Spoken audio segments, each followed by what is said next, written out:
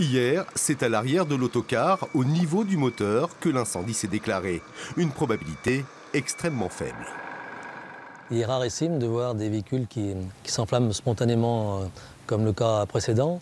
Et ce qui arrive de temps en temps, mais également très rare, c'est l'inflammation de véhicules au cours d'accidents. Mais je vous le dis, c'est la plus grande partie de ce type d'intervention et provient d'actes de malveillance.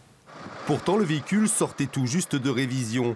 Mais il faut savoir qu'en 20 ans, voitures et autocars ont vu leur potentiel calorifique multiplié par 10.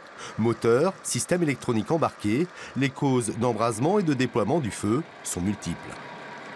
Nous avions, il y a 20 ans, des véhicules qui étaient très rustiques, très sommaires. Aujourd'hui, on a des véhicules, que ce soit votre véhicule ou les bus, qui sont un peu plus sophistiqués parce qu'à l'intérieur, les constructeurs rajoutent beaucoup de matières plastiques, notamment, pour notamment assurer le confort et la sécurité des personnes. Jean-Noël, t'es prêt?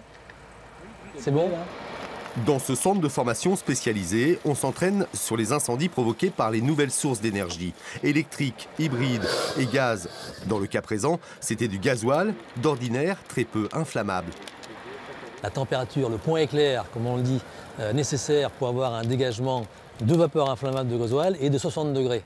Donc, ce qui veut dire que dans des conditions normales sous nos tropiques, pour reprendre cette expression-là, il est très difficile d'enflammer du gasoil, contrairement à l'essence, par exemple, qui lui est beaucoup plus inflammable. Pour connaître l'origine de l'incendie, l'enquête devra donc s'orienter sur les points potentiels de forte chaleur.